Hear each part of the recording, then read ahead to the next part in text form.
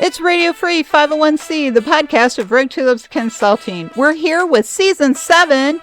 So glad you're joining us. I'm your host, Cecilia Supp, CAEACNP, and I'm so glad you're here for this exciting year of so many great topics, so don't forget to subscribe. This week, I'm joined by another first-time guest, Juan Sanchez. He's got big ideas, and this one we're talking about is associations and collaborative abundance. Things need to change, and we're going to talk about why. It's April 7th, 2025. Welcome to episode 280. Hey, everybody, it's Monday, April 7th. Can you believe the first quarter's over already? I can't believe it. The first part of the year just flew by. Thanks for joining us this week at Radio Free 501c. I'm your host, Cecilia Supp. I'm the principal and founder of Road Tulips Consulting, and thanks again for joining us. This is going to be a really fun episode because it's something that nobody really talks about except Juan Sanchez, my guest this week. So before we jump into the topic and learn more about Juan, good morning, good afternoon, or good evening to our global audience, wherever you may be. Thanks for joining us again. And if you have not yet followed or subscribed, please take a moment and do that, because you don't want to miss any of these kind of conversations like we're having this week. We're also continuing our trend of first-time guests in 2025. So I'd like to introduce my guest for this week, Juan Sanchez. We're going to be talking about associations and collaborative abundance. And before we start that part of the show, Juan, welcome to the show. Would you like to say hello to the audience and tell us a little about yourself? Yeah, sure. Thanks, Cecilia. My name is Juan Sanchez. I am currently the Chief Information Officer at Intelios, which is a nonprofit, like many of the audience members. And our goal at the organization is around medical certification. We are not an association, right? So we don't work in the membership space, but in my 25 or so plus years of working in this space, I have worked with associations before, and obviously our network is pretty deep. So I get to have a lot of conversations with others in the space. And so hopefully some of what we're going to talk about is rooted in those conversations I've had in the past. Oh, that's great. And, that's something we have in common. A lot of my association experience, both on staff and as a consultant, has been working with healthcare associations and helping them achieve their goals or increase membership or keep the membership they have. So I've really just always liked healthcare policy and healthcare issues and working with healthcare professionals. So let's start talking about this topic, though, of collaborative abundance. When I saw your post on Substack about this, I thought, I met Juan through AWTC. Let me send him a note because I want to know more about this topic. So could you please explain a little bit more about what collaborative abundance is before we dig into your points about it? Sure, I'm going to try. So, disclaimer just up at the top of the show, right? Is a lot of the topics we're going to talk about are, let's say, not fully formed, even in my own head. And it's not that I'm proposing that collaborative abundance is a movement per se, but it's something sort of that came out of research that I was doing around the origins of associations. And so why do membership models exist in our organizations? Are there different ways? And then there was an intersection there with some of the other things that I had been reading in the last couple of years around organizational design and ways of creating governance structures for decision-making and team performance. And then finally, the last intersection of recently has been suddenly the word abundance being used in a lot of the stuff that I watch or read. And I think some of this is coming from all of the things that we're living through with AI, right? Because suddenly knowledge and new information is, abundant, right? We can get on any of these GPTs and ask questions and the thing just spits out new information, right? And so it sort of occurred to me that, associations, at least at some part of their organizational reason for being, is collaboration, right? And so then how could we change our business models in a way that would promote more collaboration, so more abundance of the good stuff that we have, and maybe dismantle a little bit of the opposite of collaborative abundance, which is sort of engineered scarcity, right? Is putting paywalls up, putting membership structures up. So that's kind of where it's all rooted from. I really like that because I recently wrote a book on chapter relations, and I point out in that book a lot of what we do is based in the 19th century. So it's Right. old, and that's why a lot of the stuff doesn't work anymore. And this is why I was so intrigued by this topic, because I'm always thinking about how could we do things differently? How could we adapt? How could we be more inclusive? How could we reach out more? Because there's an abundance of everything in the world, even though it doesn't seem like it sometimes. So there's 4 points in your article, and I would like to review these 4 points one at a time. So the first one I really love free radical participation because I have never been to Burning Man, but I'm a fan. They have a policy of radical inclusion. Everyone's welcome, everyone belongs. And I, pretty much adopted that concept for our inclusion DEI policy at Rogue Toulouse Consulting. So could you talk a little bit about what you mean by free radical participation?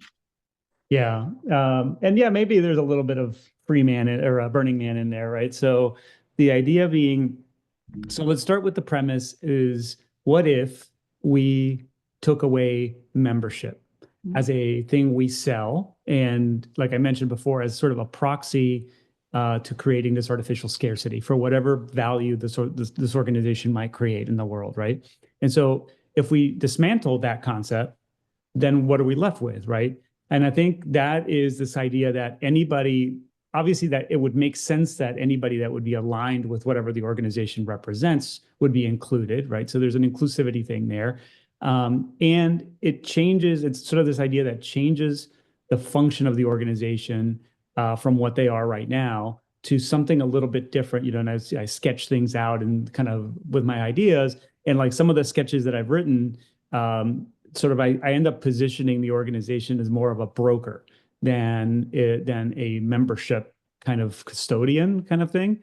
And so there's depth in there, right? It's just moving beyond membership, creating multiple ways for people to participate that aren't maybe the traditional ones, and then recognizing that value, and we can get into this into the other points, but that value may come from really unexpected sources that aren't, like I said, necessarily the quote traditional ones that the organization structure sort of tend to promote. Mm-hmm. And I think that's an important question. And this is not the same thing as freemium membership because you still have to sign up. There's still some exclusivity involved. And I think that we need to move beyond that exclusivity in the world today, especially since nonprofits are feeling a lot of pressure right now from certain segments in society, pressuring the government to tax us like we're corporations. So that would be a 21% tax rate unless the federal government lowers the corporate tax rate. But there are people who are writing papers, people from the nonprofit area writing these papers saying we should be taxed at 21%. And I think that would just make us go away. So I think your approach, your attitude of becoming more like a broker of information and connection would really be a good approach. So this then relates directly to what a lot of us say in the nonprofit world, no margin, no mission. And that's point number 2 in your article, which is value fluid monetization, which sounds really cool. And I'm like, okay, well, what exactly does this mean? Yeah. Before I move to that one, I did want to touch on because you mentioned freemium, and it's actually one of the concepts that I've been playing with as well. So, look, as a CIO and having made my career essentially all of it in technology, I look a lot at technology products, right? And how these companies out there that we use every day sort of structure their offerings, right? So, I think there's one opportunity in terms of this organization as a broker thing where freemium might still be a thing. So what I'm saying here is that not that there's no money exchange, and that's where this next it links to the value part, but that no money is particularly exchanged. It's just depending on who's paying, right? And so maybe we open the door in the front, the inputs. So all of this knowledge we have harnessed in our quote unquote membership community, convert that again, the organization as a broker or as a synthesizer, and then resell and repackage and resell it to markets that are not the same markets that we would usually transact with. So maybe in those kinds of conditions, you could entice new markets to come in with a freemium style thing, right? Like imagine, I don't know, a data platform. And I know some organizations are already doing this, but say, well, we'll give you access to this basic set of data that we've been able to harness and synthesize, like I mentioned. But if you want some of the more specialized things, there's a tier upgrade there that you can pay for, right? So there's just a way to think about that in that context. So then moving, so yeah, value fluid. Essentially, this is a concept around unbundling, right? So it's nothing super, let's say revolutionary, I guess, because certainly I've been in conversations where we've talked about a la carte memberships, right? And I think this lands on at least one point that I need to make, and I've made it before, keep saying it, is I keep playing with the idea that membership isn't in fact a product, but we keep charging for it like it is, right? And so what in the world do I mean? And this gets to, so if membership isn't a product, then what is, right? Then what do we sell as an association, as a community? And so where I've landed with it, at least so far, is that membership is a state of mind. It's a state of mind that happens to people when other value exchange comes first, right? The example I give that I've given before, it's kind of a funny one. Those that know me really well know that I'm a big sports car person and Formula One person. And the example is when I watch the audience or the spectators at a Formula One race in Italy, specifically in Italy, this is why. There are a lot of people wearing hats and shirts that have a Ferrari logo on them. That does not mean that every one of those people owns a Ferrari, the actual product, but they have membership in Ferrari, right? Enough to feel like they're part of a team. And it gets into fandom and sort of this kind of thing. Okay. So if we believe that, then we say, okay, fine. What are the tools? What are the ways in which, as an association, we could unbundle the things that create value so that then we can create the mindset of membership, right? And that I think is way more powerful than just saying, hey, give me some money for you to become a member, which then gives you access to this otherwise excluded content and value that you could have gotten in a different way. So that's what it is. So this value fluid thing is, let's rethink where value exists in the organization, how we can create it. And once you do that, then you get into these concepts of understanding what, at least in the tech world or in SaaS world, we call product enablement, right? Which is, okay, I've put this product into the market and it has, I don't know, let's call it 20 features that we put in. Well, product teams look at that and they say, well, how many percent, what's the percentage of those features that are actually being actively used, right? Essentially, that's what we're doing right now. We're saying, here's a membership. And we race to make the longest list of value that we can make, right? Membership benefits, without often, I'm not going to say never, but often analyzing what's the enablement, like, right? How many people are actually taking advantage of all that huge mix of things? And what if we broke it apart and tailored it a little bit more specifically, where then the transaction doesn't happen once a year or quarterly, right? It happens at a much more granular level. And, I know we're going to move into some of these other topics, but you'll start to see a thread here that technology is a really important foundation for making any of these ideas happen, because it's just not feasible to do them with pen and paper kind of thing, right? So maybe that gets that, and we'll explore a little more in some of the other topics that are coming up. Yeah, that's a good point. And on your commentary about membership itself is not a product, I agree with you 100%. Unless membership actually comes with stuff, which most of the time it does not. So basically, if you pay for membership, that's access. It's like joining Costco. I call it the Costco model of membership. So you pay to pay. So you have to pay to get into the Costco store. And then you have to pay membership fee to get into the association to get access to the products and the information that you will likely have to pay even more fees for. Whereas, like, my attitude is, why should I pay to pay at Costco when I can just go to another store? There's a lot of other places to get the information.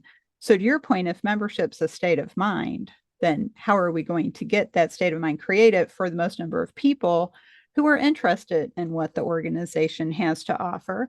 And that's actually a nice segue into the third point we want to cover, which is co-creation infrastructure. I love this because it goes back to collaboration and the overall theme of collaborative abundance. So, when you say co creation infrastructure, what do you mean when you think that? Yeah, so I think when I first came up with this, again, not surprising, I was coming at it from a tech point of view. So what are the things? So, for example, at Intelios, we've been on a movement to create. So it's sort of a paired thing. We have a what I call an ethos of how we think about the way we want to interact with partners in the business, and this is based on a book that called Interaction Field. I've mentioned it a lot before in other podcasts and stuff. But this interaction field proposes that an organization obviously doesn't exist in a vacuum, and there are ways in which you can create in the sort of energy or physics world, a field by the way you interact with the other participants around you. And so I was like, okay, philosophically, I love that, right?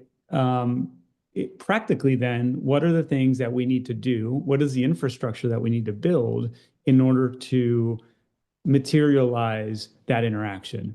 And so it can be things like very classical sort of technology background stuff of APIs, right? Just having systems that can communicate freely with each other, right? And this kind of gets into some systems thinking stuff I've been into recently as well, which is, essentially the lifeblood of all systems is information flow, right? And so how do we get that to happen? Um, I think the other part of it, though, is infrastructure from an organizational and like a human point of view, where I think there's a model currently, and this is sort of re-engineering the infrastructure of what it means to be an association, kind of going back to that idea, is that right now I kind of see a thing where it's the organization flows to its staff, and the staff there essentially they're like kind of creators, right? They produce content, they produce you might do exams, you might do education, you might do blog posts, you might write a magazine. There's all those sort of traditional things that an associate put on an event, that kind of thing. And then that gets turned into content and services. And then those contents and services either get bundled into a membership, or maybe they do get sold individually to customers, right? Typically, we'll call those members for the sake of this conversation. And then there's sort of a dashed line somewhere in there that is the volunteer group, right? And so all of those people that we rely on for sort of what the backstop is of the things that we're trying to create.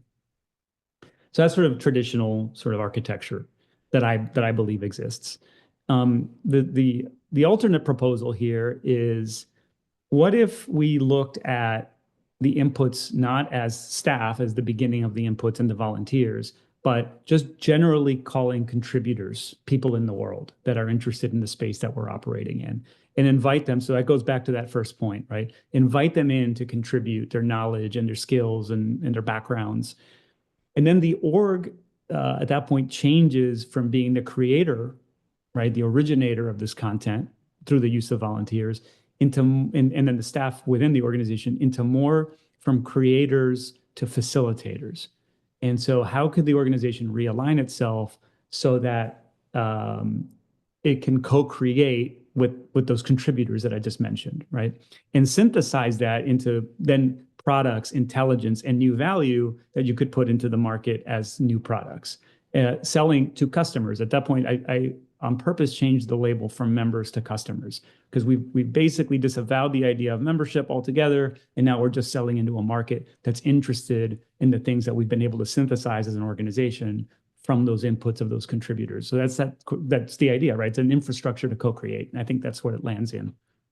Right. And, you could also take the approach that those fees are really not fees for the product necessarily, but they're fees to keep the collaboration going. They're fees to keep the creation going. They're fees to keep bringing people together. And that really is the whole point of associations, for us to come together. So that's another way to look at it.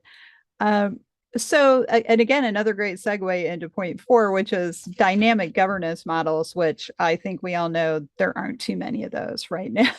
And I think what we see in what you're writing and ideas are really addressing, and why I find them so intriguing, is because you're really saying, let's take it all apart and rebuild it. Let's do it differently.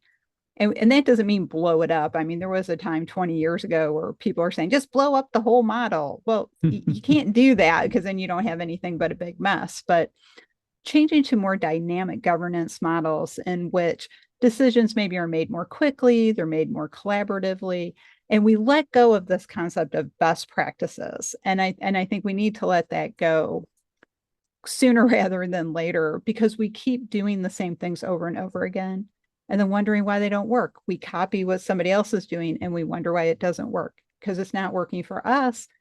And we are not those same organizations we were in the 19th and early 20th century. We're just not Right. there anymore. It's completely different. And it's not just AI. It was the really big rollout of technology that allowed us to do things like Zoom calls, web conferences, webinars online, just talking to people on the telephone. I mean, the member experience has always been virtual. It's never been a daily in-person thing. So what are some of your ideas about making governance models more dynamic? Yeah. And you touched on some cool stuff there. So let me touch on best practices first. That's a pet peeve of mine too. Look, so best practices, they have a place in the world. I'm not going to just come out and say absolutely not, don't pay attention to them. And look, in technology, right, we rely on them a lot because, well, technology, like everything else, is pretty complex, and so you have to kind of find some breadcrumbs that help you make a few decisions here and there, right? I think I think where we fall apart with the best practices sort of cargo cult thing is that whose best practices, right? You don't know what the origin story of that document or that page that you're looking at, that web page that you're looking at that has this beautiful list of best practices, because that Mhm. might serve the needs of a market segment that has nothing to do with you, right? And so I think a little more nuance in understanding what that best practices means is important. And I think also just if we all follow best practices, then where do we innovate, right? Because we just regress to the mean, essentially. It's saying, okay, well, this is funny. This is kind of related anecdotal story is I won't answer surveys. And people are like, well, what's wrong with you? Why won't you answer a survey? And I said, because surveys they're a lazy approach to product innovation, right? Ah, They're tell me the things I want to hear so I don't have to make many changes, right? And also, if you're getting all the answers from those that answer the questions, where does the innovation come from, right? Like, isn't that what we internally get theoretically paid to do, is to innovate and right. anticipate the need, right? Not to ask for the answers. So I traditionally don't answer surveys and say, like, yeah, you come up with the idea. Tell me, wow me as a customer, right? Um, so all right, so let's talk about this governance thing. So some of this, again, right? So linked to my background in technology, some of this has come out um, from blockchain, actually, weirdly enough. And what in the world does blockchain have to do with nonprofit governance? Well, there's a line that I saw that I think was interesting, and I started kind of pulling on it, which was in blockchain, there's a technology that enables something called a smart contract. And essentially, a smart contract, I mean, not to get incredibly, and I'm not going to get technical on it, but essentially, it's a contract that uses technology, or it's an agreement between parties that uses technology to determine when acceptance and performance of that agreement should occur, right? So they're trigger points, essentially. So think of it like a workflow that we might build in technology, right? In Zapier or anything like that. It says, okay, this event happened. Now do this action, take this action. And one implication or one application of that technology was something called parametric insurance. And so just stay with me. It's getting a little crazy, but it'll come back. I'll bring it back. I'll bring us Okay. back All home. right. All right. I Um, trust you. yeah. So parametric insurance was this concept that said, and the example that was given a lot was a farmer. So I, the farmer, want to get an insurance policy that pays me if I have a crop failure. And an insurance company would say, great, I will write you a parametric insurance policy. And that parametric insurance policy says there are these parameters, so hence the word parametric, there are these parameters that will trigger a payout to you. And how am I going to know when you lost a crop? And so we have sensors in the field that automatically measure rainfall, humidity, factors that I don't know anything about, but factors that lead to crop success or crop failure. And if certain thresholds of those parameters were exceeded, a smart contract would be automatically executed and the farmer would get a check saying, look, we don't even need to go see your field. We already know it failed. Here's the money, right? And so I started to think about that in the context of the governance structures that we use to run our businesses.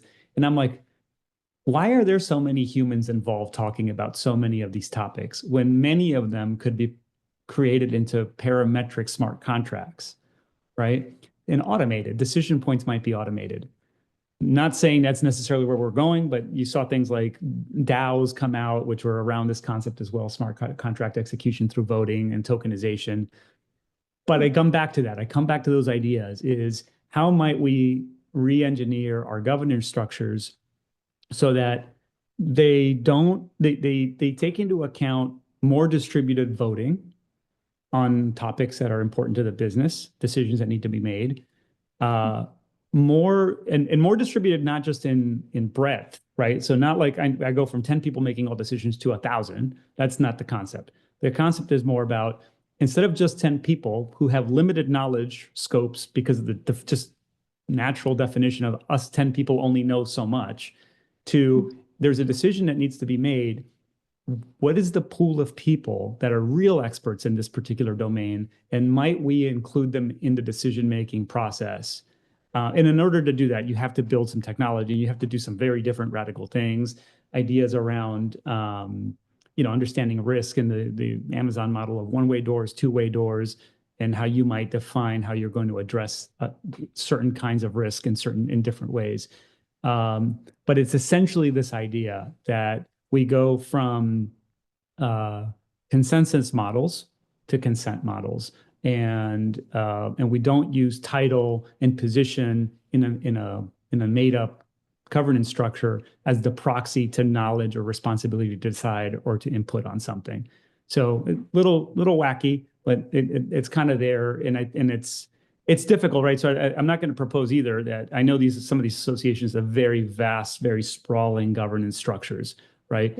But maybe you could try the beginnings of that in an executive team, or even at a smaller scale, maybe an inside team in the organization where, like in technology, for example, we might decide using a consent agreement approach versus either top down or consensus where everybody has to agree before we do anything.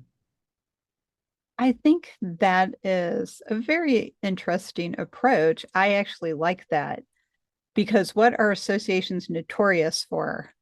Taking forever to make a decision. And the reason they take forever to make a decision is because they have these huge sprawling governance structures, and we're trying to build consensus instead of actually getting things done with responsible people who are making those choices. And I have to say, putting things in place where things just happen at certain triggers, as a student of history, a little hesitant about that, because that's how we ended up in World War I, because all the systems are in place and things got triggered. Oh, well, now we can't stop it. And it's like, okay, well, if you have a system you can't stop, that's a problem in itself. But I'm warming up to that idea of the parametric insurance. But I do like the consent decision-making as opposed to consensus building decision-making. And of course, consensus is great for certain things. We want everybody to agree on things. And I think that leads to building a better, more positive community and culture for the organization. But does everybody have to be involved in a board decision? Because that's why we have the board, right? We're told we need to have a board for that reason, because they're supposed to make those choices for everybody else. They're the leaders. They need to think about everybody else. And do we need all of these really separate things? Because, frankly, as a person who came up in my career as a chapter relations professional, I love chapters, but they've got to go. Yeah. They're taking too much resources. They're not working well. It's too difficult. Culture has changed. People don't want to do that anymore. They want to get together with people that they know in their profession or industry, in their association, but they don't want to do all that work. They don't want to have to fill out reports and be responsible for bank accounts and things like that. So moving to that kind of a leaner model where things actually get done and people don't have to stress out so much, I think is a good idea. And a lot of people have been talking about it, but nobody's actually doing anything about it. So maybe Yeah. throwing this idea out there into the mix, maybe people would actually do something about it. If this, then that. I mean, it can be as easy as that, and let the board really think about more important things. Right. I mean, I think, look, if you don't mind, I'd love to touch on that just real quick. There's Sure. at least two or three, I think, prerequisites, let's say, for this to work. So you nailed them right off in that last set of comments is, so you're right. Let's not let systems run wild. Okay. So that's the first requirement is what I mentioned is some sort of rubric to analyze risk, right? And do we have like I mentioned, a two-way door is one in which we can walk through and we can reverse, and the business isn't going to collapse if we made a mistake. If the autonomous system did its thing and it said, oh, you know what? I mean, we've seen it a million times. It sent the wrong email to some of the constituents, right? And so, granted, the message matters, but most people will forgive something like that, right? And so systems or situations like that are really great for autonomy. And you have to have visibility, right? So that's another prerequisite. So you can see what's happening. Of course, and in those kinds of cases, consent is awesome, right? In high risk things, one-way doors, like the ones you're mentioning, is like we don't want to precipitate a war if this happens. Then consensus is more correct, right? So the next part is the other prerequisite is metrics, right? So again, those have heard me. I've spoken about this a million times, and just because I got to plug it every time I talk about it, is Intellios is an OKR organization. It's one of many metric frameworks that you can use to make change in a business. Mm-hmm. So if an organization or a governance team is talking about a decision and they don't have metrics, they don't have data to understand the thresholds of risk and or the thresholds of change that's happening by way of a decision, then all we're giving are opinions, right? And so that has to be another really robust part of any group that comes together to try to govern and make decisions about the direction of an organization. And I think the other piece here is, like this isn't new, right? Like holacracy is kind of around this idea of consent-based decision making, and the philosophy of safe enough to try, right? It goes back to that risk modeling thing. It's like as a team, can we ask ourselves, is this good enough? Do we have enough information, so an 80% rule, to move forward, and we feel confident that it's safe enough to try? Then let's do it. Or even better, we feel so safe about it that we can automate it. I also think that if you promote consensus making, decision making approaches, and you enroll the help of a lot of volunteers that are going to participate in a consensus kind of model for everything they do, I think, I have no proof of this, but I feel like you need to give an opinion in order to feel valuable in the conversation. And every time you give an opinion, instead of like consent, which is saying, I just don't have any objection to what's happening and I can remain silent, all of that input, to your point, just slows the gears down, right? Because now we got to listen to everybody's point of view every single time. For what? Well, you could have said it like, I'm good with this. Keep moving. That's true. For what? Why are we having this conversation? I mean, that's how board meetings go off the rails. Let's be honest, because people start bringing up stuff that really isn't relevant to what you're talking about. And, and this is just a pro tip for the audience. A consent agenda means that you just vote on the entire agenda. You don't talk about each and every item on there. And the point of that tool is to kind of do what Juan's suggesting here and move things forward more quickly. Just say yes. You're not supposed to talk about those. That's a pro tip that we can all get behind. So, well, we're nearing the end of the episode. But I do want to ask you before we wrap up. This first of all, I just want to thank you. It's been really wonderful conversation and talking to somebody who thinks really big, and knowing that all of us people who are trying to do things differently are not alone. I think there's like 4 of us that are trying to think a little differently, and bring that to the association world. But what are some of the things, in your opinion, that an association can gain by letting go of some of these old ways of doing things and moving more toward this collaborative approach? Well, speed is definitely one. Yeah. So if velocity and speed matter to you and your ability to deliver on your mission, then I think consider this. I think the other one is uh, breadth and depth of knowledge, right, and inputs.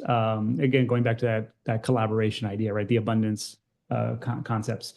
Um, can I tap into more people if I don't set up systems that, by their design, are designed to exclude, right? Either financially or otherwise.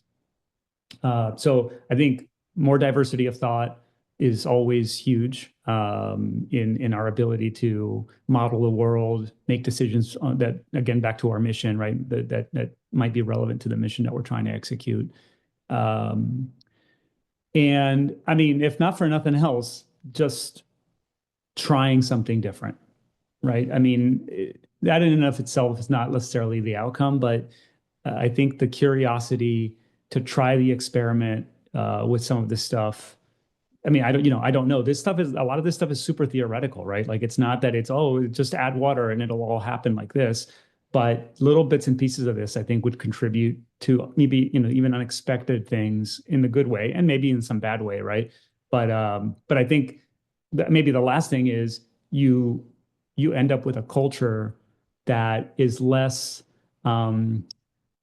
it's so safe we don't want to try to it's safe enough to try. So Yeah. that's a good thing. That's true.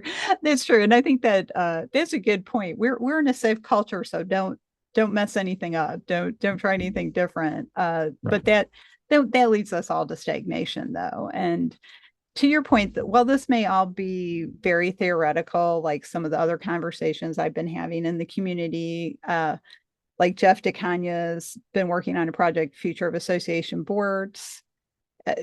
How can we make them better? How can we provide them the information they need? Things like that. But I'll be honest, I'm part of those conversations. I don't know if we're going far enough. And that's Mm, probably a conversation for another day. But everything does start out as a theory.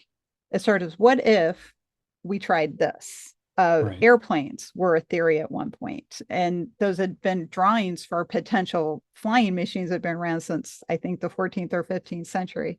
So the concepts are out there. It's, does the technology and the attitude catch up quickly enough for you to implement these theories, or do you have to wait?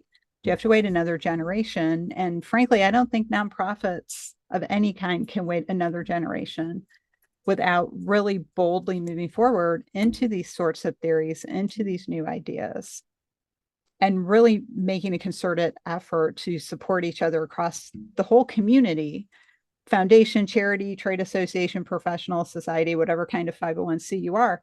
We really do have to work together, really do things completely differently. We keep saying, well, we have to do a board meeting. We have to do this. We have to have minutes. We have to have membership tiers. We have to. Who said we had to? There's absolutely no one telling us what to do from the federal government other than file your 990 form. So Yeah. nobody's telling us what to do but us. Yeah. And I think if we remember that, if we remind each other of that, we could probably put some of these fantastic ideas into practice, which I love. And I want to thank you again for coming on the show and getting people thinking about this. So it's really important. I read a lot of Substack. I know not everybody does. So before I ask you for your one thought that you'd like the audience to take away today, could you briefly tell people how to find your Substack column? Sure. So yeah, on Substack, you'll find me at sophosapien.substack.com. And I know before the show we were talking about what sophosapien means. It means nothing. I totally made it up, but I like the idea of two words that sort of spoke to wisdom of humans. And so I kind of put them together and labeled that. And then obviously on LinkedIn, I'm always there as well. So feel free to connect with me there. That's great. And so, what's the one thought you'd like the audience to take away today? Um, I think that it's going to be around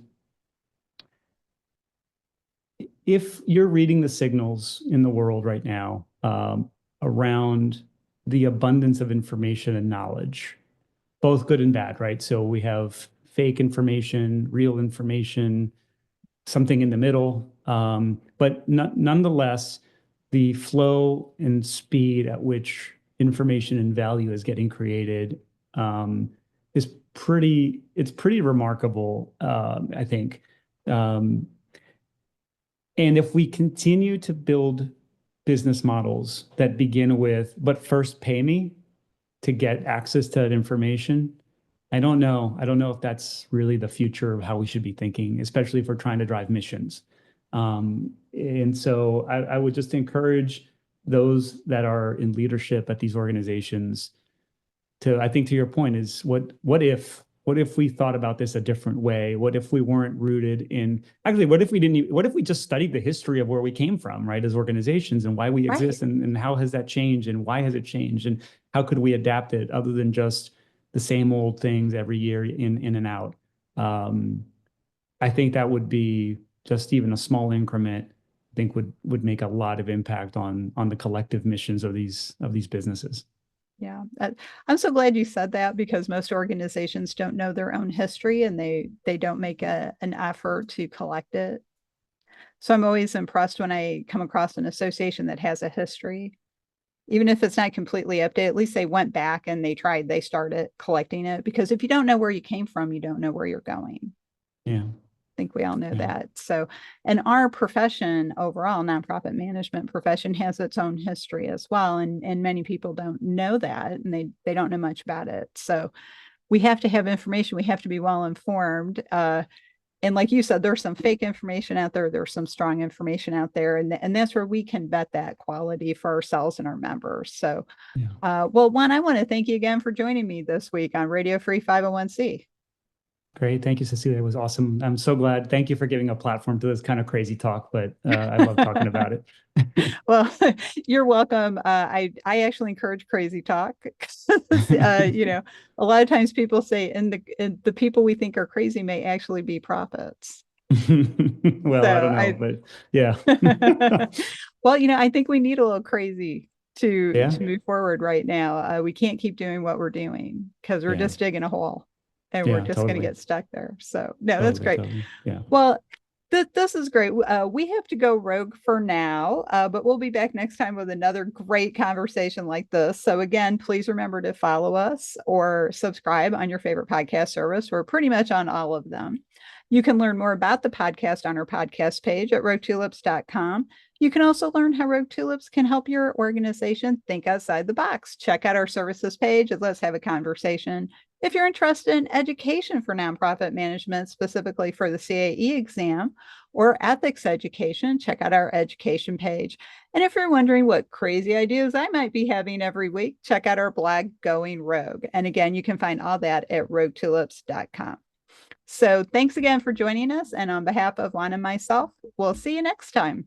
That's it for this week. I hope you really loved this episode as much as I did. Thanks for listening. Learn more about how our experience and knowledge at Rogue Tulips can give your organization the strategic edge to reach its goals. Check out our website at roguetulips.com. We'd love to talk with you and see how we can work together. Thanks.